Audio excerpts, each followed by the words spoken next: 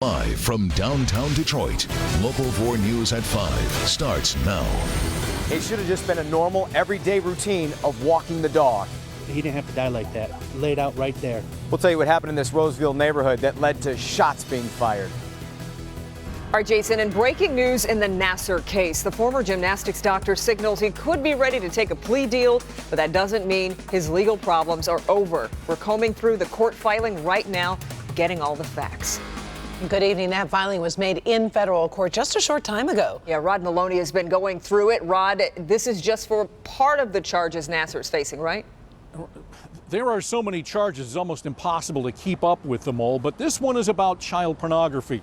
Now, we've gone over and looked at the case file, and one of the things we found is that there was a sealed indictment on September 14th of 2016. And Dr. Nassar didn't even know about that. And then 2 days later, the feds searched his house. And that's, they say, when he went into a full-scale panic. Dr. Larry Nassar was expected to have a pretrial hearing August 7th with an August 14th trial. But instead, tomorrow, he's going to plead guilty to 3 counts of child pornography in Grand Rapids Federal Court. Here's the chain of events that led to the plea deal. September 12, 2016, former gymnast Rachel Denhollander came forward in an Indiana newspaper claiming Nassar molested her as a child gymnast. Federal documents show Nassar immediately went about the business of getting rid of the 37,000 child porn images that he'd allegedly collected since 2003. Investigators say he threw away a number of hard drives and then paid $49 for a third party to completely wipe clean a work laptop that he later turned in to Michigan State University. The feds dropped the sealed indictment during that time and arrested him on the 20th, charging him with possession, distribution, and destruction and concealment of child pornography. Michigan State University fired him that day. Nassar faces up to 20 years in prison for each of the charges, and he remains in the Newaygo County Jail, although he is in federal custody, awaiting trial on 3 other criminal cases. As of today, more than 100 women have come forward claiming Nassar molested them during medical exams and specialized treatments that Nassar had become nationally renowned for, performing and helping gymnasts extend their careers. I want to correct it. It was December, not September, when the searches and the arrests later came. Now, there are a number of issues in this case, questions to be answered, like how much jail time is he going to get, and what kind of a deal did he cut on this? What did he give up? What did the feds give up in order to get to this deal? Those are questions we don't have the answers to. It wasn't in the file, but we will see that first thing in the morning out of Grand Rapids. Back to you. Rod, I know you mentioned there are a lot of court charges against Mr. Nassar, but Dr. Nassar, but what other court action is he expected to see after this? Well, in addition to those 3 criminal cases out of Eaton and Ingham County, which could take quite some time, depending on whether he pleads in those cases or not, there is still the matter of the civil case. Better than 100 women now have come together, and they are suing him civilly for the alleged allegations of criminal sexual conduct. Okay, Rod, keep us posted. Karen. Well, now to some brand new information we're learning after a dog attack this morning in Roseville. By our count, this is the 14th dog attack in Metro Detroit this year. Police say a man was walking his dog down Laner Street when 2 dogs escaped from a backyard and attacked. But it's what the man did next that is raising questions tonight. Jason Goldthorpe live in the neighborhood where it happened.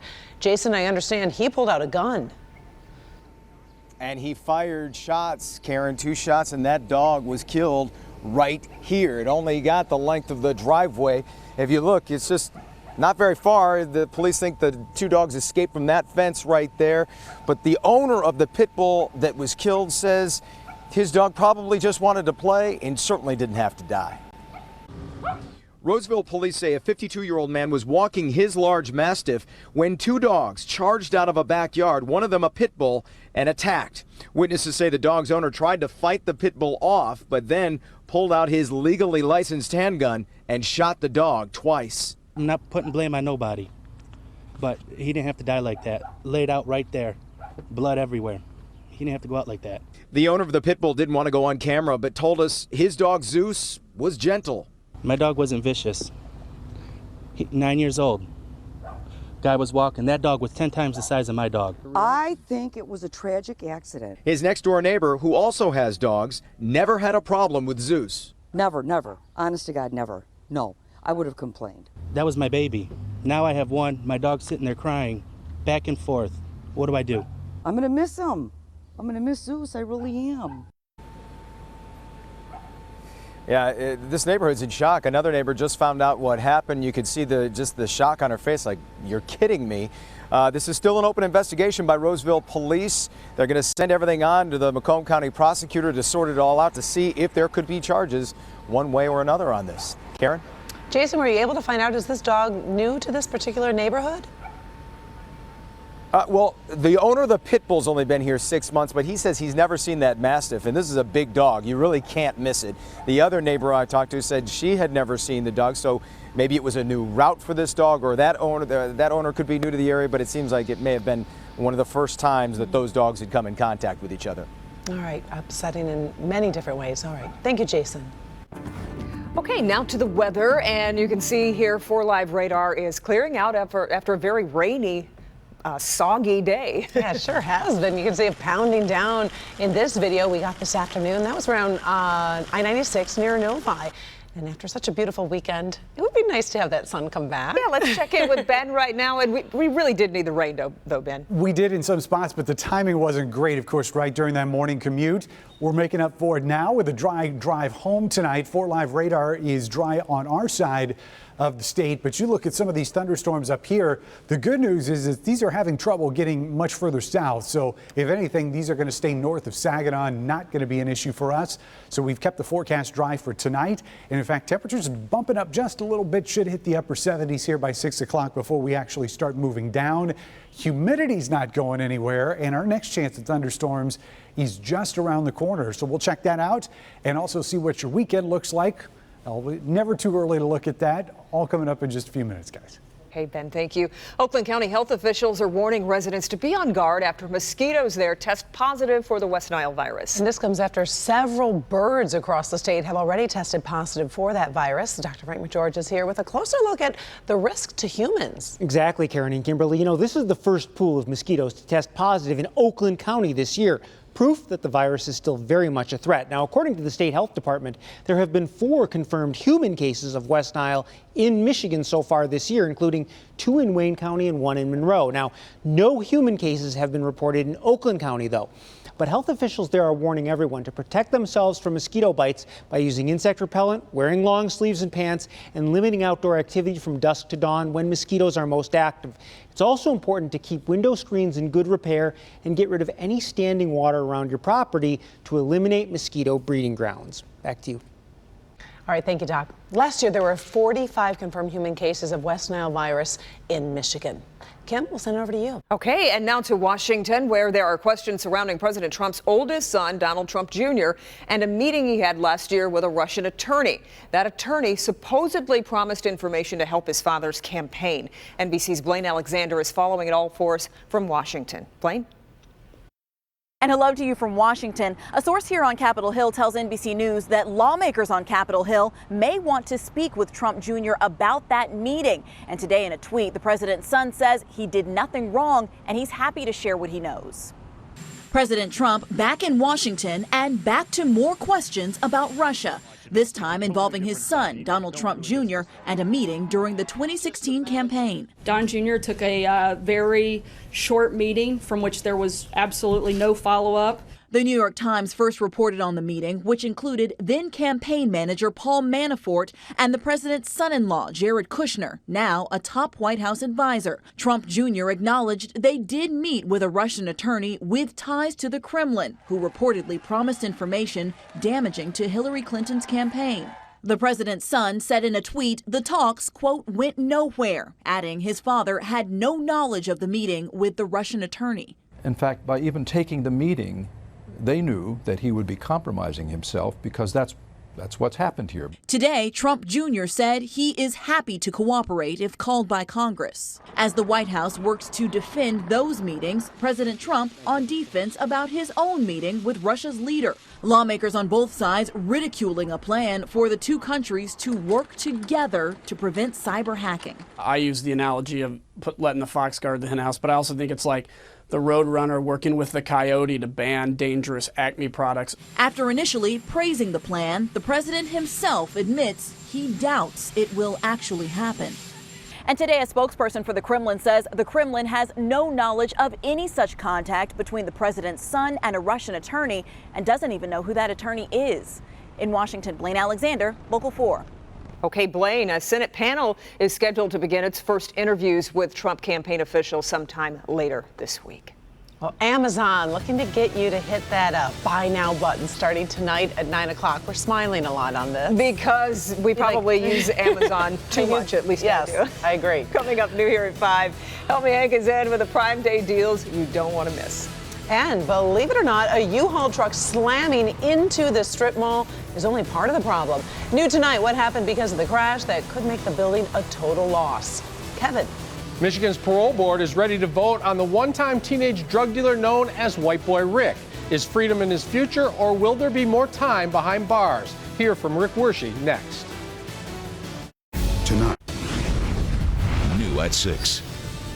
Concert goers demanding refunds after the group they came to see never took the stage. New at 6, what the promoter of Kiss Fest is saying about the headliner's absence. Plus, living downtown in a big city can cost a lot of money, but Detroit just took a big step toward making spaces like this one more affordable for everyone. He could be just days away from becoming a free man. White Boy Rick Wershey speaks exclusively to the defenders as he waits on pins and needles for the parole board's decision. One thing we do know for sure, Rick Wershey is not getting much sleep these days ahead of the big decision set for the end of this week. Defender Kevin Dietz talked with him exclusively. Kevin joins us live now. Kevin, how's he doing? He's doing all right. He's pretty nervous. It's been a long, long wait, but by noon Friday, Rick Wershey will know his fate. The 10-member board meets in private in the morning for a vote to release Wershey or to continue keeping him locked up, a decision the whole country is keeping an eye on. For over 29 years, Rick Wershey has been locked up, almost every day exactly like the one before it. My cell with the door, about 22 hours a day. We get an hour and 15 minutes of yard per day, and that's about it. But on Friday morning, the Michigan Parole Board will vote yes or no on release for the state's longest-serving nonviolent juvenile offender. It's caused sleepless nights for Wershey, who was arrested at age 17 on drug charges, and now at age 47 needs 6 of the 10 board members to support his plea for freedom. I would say I'm cautiously optimistic. I want to be overjoyed and overly optimistic about it, but at the same time, I want to be a little reserved and, not get too excited about something that hasn't come to fruition yet. Richard Wershey Jr. was never a major drug dealer. His attorney, Ralph Masilli, says it's time for Wershey to be let go. Enough is enough. He spent enough time for what he did. The proportionality is starting to overwhelm. A waiting game almost 30 years in the making. Wershey says he survives the time now just like he has from the beginning, with the encouragement of friends and family. Without the family and the outside support that I have, I don't know that I would be the person I am today. I mean, they keep me up, they keep me going, they keep hope alive. They give me faith that, that things are going to turn out all right, and I just have to take it day by day. And support from thousands of strangers who believe his ongoing incarceration is cruel and unjust. I mean, the people, I can't even thank everyone enough for all the letters of support I've received. I try and answer them all back, but I can't, to be honest with you, and I appreciate every one of them.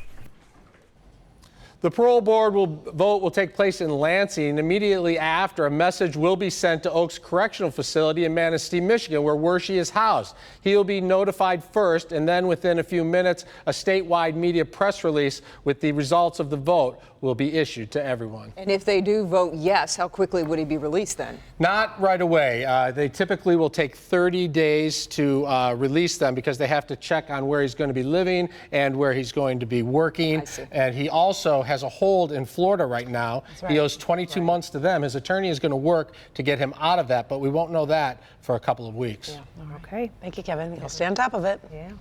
Well, Michigan drivers are feeling pain at the pump this week after a big jump in gasoline prices.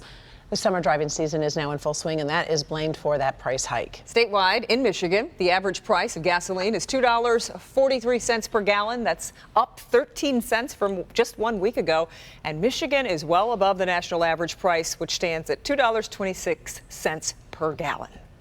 Went up fast. It just shot up there. Oh, it's that time of year. Yeah. Everyone's hitting the roads, Going for up those north. vacations, Yeah. etc. That's true. Well, people are driving tonight.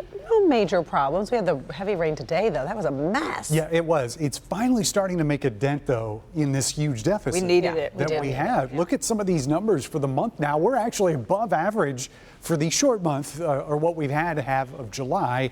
We've picked up almost 2 inches of rain now, which is almost an inch above average. So for the summer, we are still negative, but not by much. And remember, meteorological summer starts on June 1st, so it's about 40 days there of rainfall. And you can see we're just about a ½ inch shy of average. For the year, we're still doing pretty good, but it does look like we may see more rain before the week is done. Temperatures are starting to inch up a little bit as those clouds are breaking up behind the departing thunderstorms. We're at 74 right now in Metro. In fact, 70s all over the area. But the one thing that is not going to change anytime soon is that humidity. Dew points are in the mid to upper 60s, muggy feel, and that's going to continue through tonight. In fact, really not expecting a huge drop in that humidity until we get into Friday. So here's how things are going to change over the next few days. Any development tonight for thunderstorms is going to stay to our south. The model is trying to bring some activity in here tomorrow, which I just don't think is going to happen. Wednesday, we've got 2 rounds of thunderstorms to watch, the first of which is going to come through in the morning, very similar to what we had today. This will probably not be anything of strong or severe consequences. The afternoon and evening will be a different story, as that cold front is going to be parked right along to our south. And then watch what happens from Wednesday night through Thursday. The showers and storms just kind of train along that front. So that could be really upping those rainfall totals. One of the models we look at has numbers anywhere between 2 and possibly upwards of 2, maybe up to 3 inches in parts of the area for that Wednesday through late Thursday time frame. So we'll have to watch that very carefully, especially in our south zone, closer to where that front is going to hang out. Tonight, 69 for the overnight low. Skies partly cloudy. And again, it's going to be muggy. Not much we can do about that. High temperatures are going to be very clustered together tomorrow and very close to average. Low 80s is what we're looking for, but it is still going to be muggy all the way across the area. South zone temperatures anywhere between 80 in Luna Pier and 84 out in Adrian. A lot of low 80s in our west zone tomorrow. 80 in Fenton, 82 in Brighton, and 81 up in Flint. And our north zone temperatures generally 80s too. We'll see some upper 70s smattered in here, but it is going to feel like July as we finish out tomorrow. So the severe threat does come back Wednesday, and remember, it's going to be the second round that's coming through in the afternoon and evening that we have to watch. Thursday, it's just a continuation of those storms. They should weaken somewhat. And then the Friday through Monday stretch looks pretty good. Temperatures in the 80s, plenty of sunshine, and we get the humidity to drop. So we could probably use a little dry stretch. After all of this, yeah. After this and what we're expecting midweek. Yeah. Thank you, Ben. Let's check in with Dr. Frank McGeorge. Well, how you sleep could be linked to your risk of Alzheimer's disease. Coming up, why new research could change the way you think about getting sufficient shut-eye. But first, a U-Haul truck slams into a Detroit strip mall, and that's just a small part of the damage. What happened because of the crash that may make the building a total loss? Hank? This rental home is a big danger, filled with toxic mold. The tenant is sick, and wait till you hear what the landlord is doing. I'm searching for answers. Help Me Hank investigates tomorrow at 5. All right, welcome back, everybody. Take a look here at this mess at a clothing store in Detroit. Police say a big truck slammed into the VIP Wear store, which is on Outer Drive near the Southfield Freeway.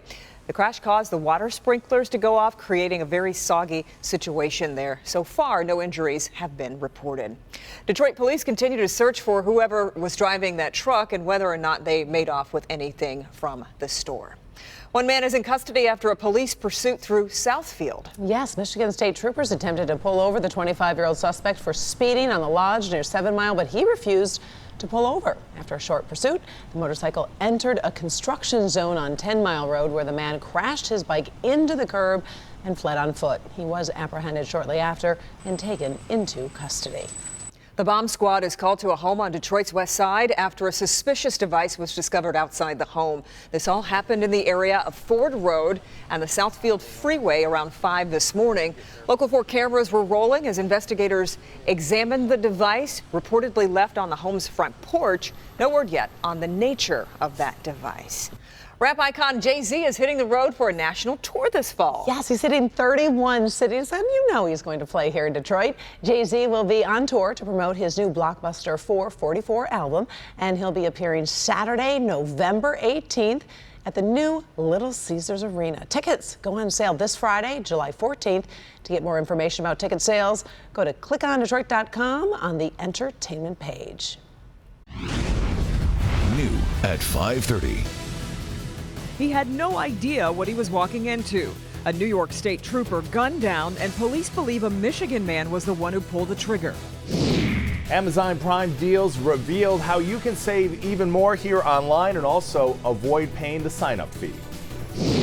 It's boiling down to a case of the downtown versus the neighborhoods. I'm actually out here in these neighborhoods. I'm knocking doors myself personally. Detroit mayoral candidate Coleman Young comes out with his plan on how he would run the city.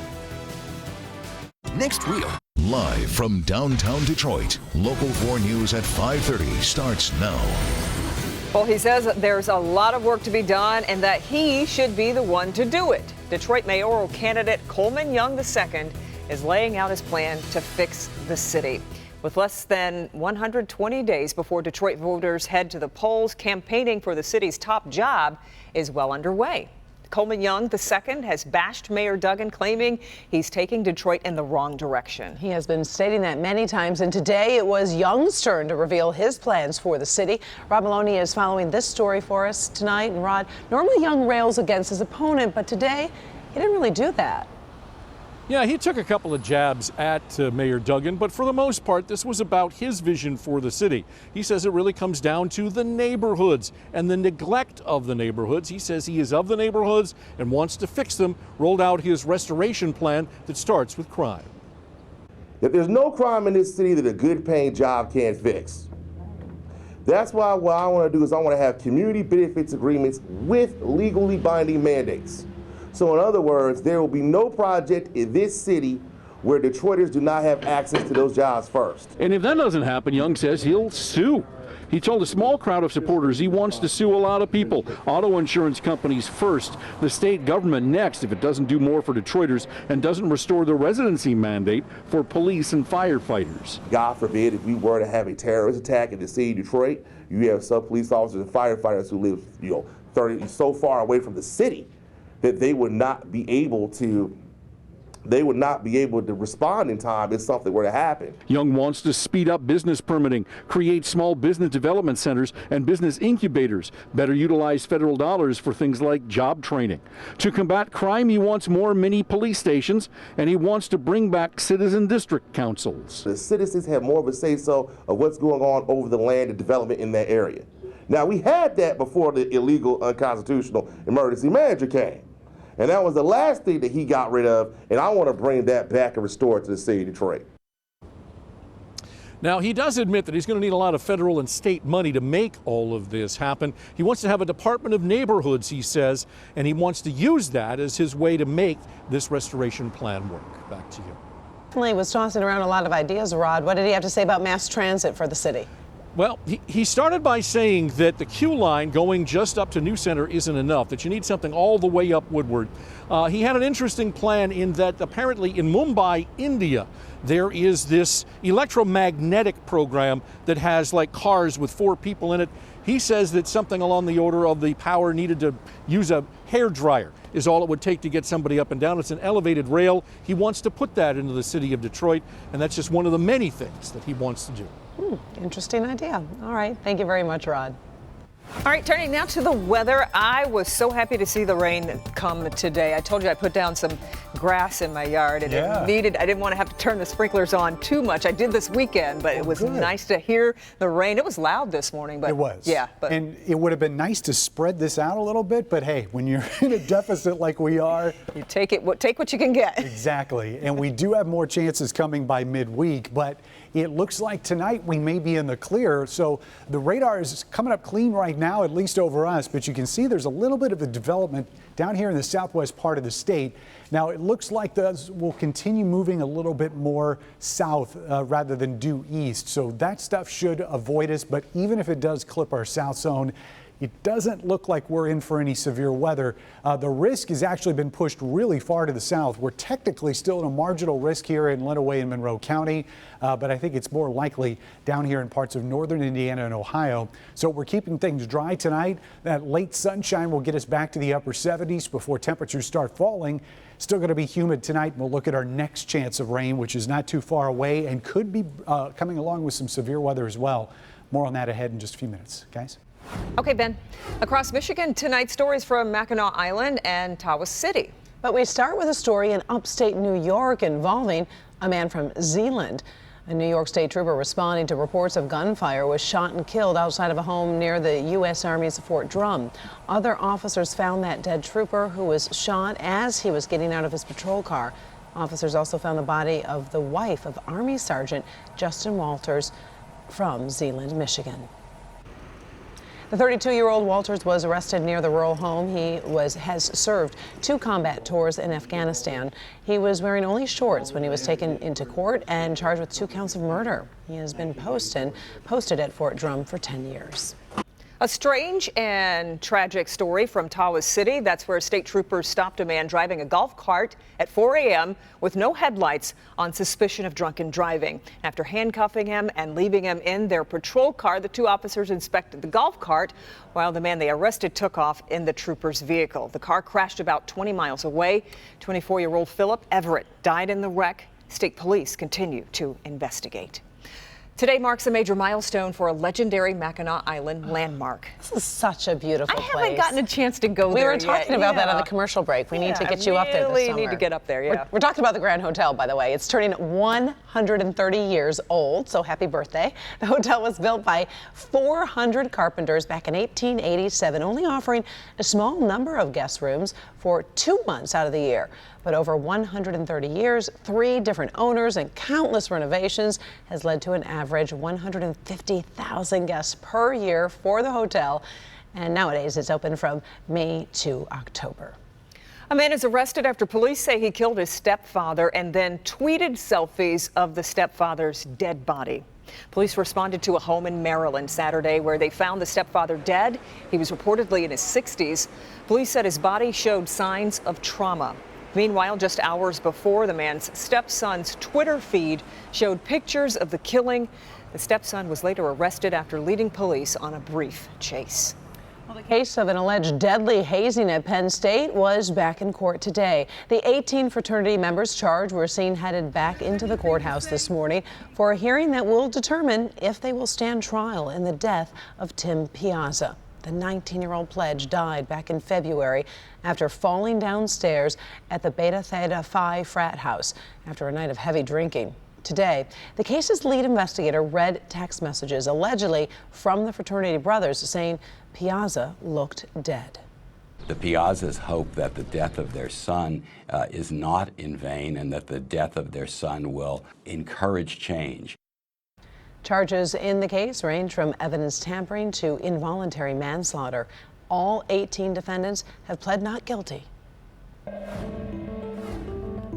In good health, a restless night of sleep may lead to more than just one rough morning. Brand new research suggests it could increase the risk for dementia. Our Dr. Frank McGeorge is here with a closer look at this potential connection, Doc. Well, Karen and Kimberly, have you ever slept all night only to wake up in the morning still feeling tired? Well, you probably didn't get enough deep sleep. And tonight, a new report suggests the lack of quality shut-eye could be associated with Alzheimer's disease.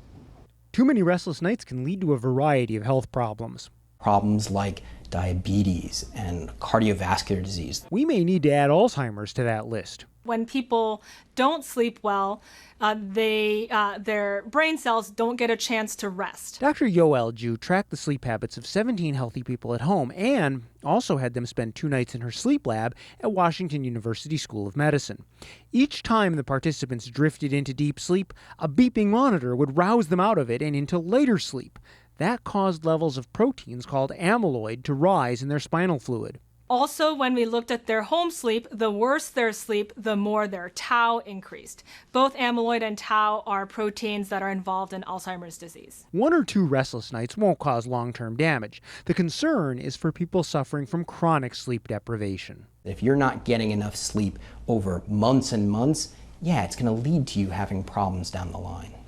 So, of course, this begs the question, would getting super sleep, meaning a lot of that deep sleep, help prevent Alzheimer's changes? Well, there's another research project that's been looking at that question, and it's expected to be published soon, and of course, we'll let you know what they find. How do you get deep sleep, and how do you know if you're getting deep sleep? Well, that's kind of the magic thing, and nobody really knows how to get deep sleep for sure. The key is making sure that you have a good sleep environment, that there's no interruptions, that your body is properly prepared as far as knowing knowing if you're in deep sleep. Some of the sleep trackers will actually give you some idea of that based on how often you're in REM sleep. I see, and that's what the deep sleep is, the REM sleep. Exactly, or a phase close to it, yes. Okay, so if you're dreaming, you're not in deep sleep.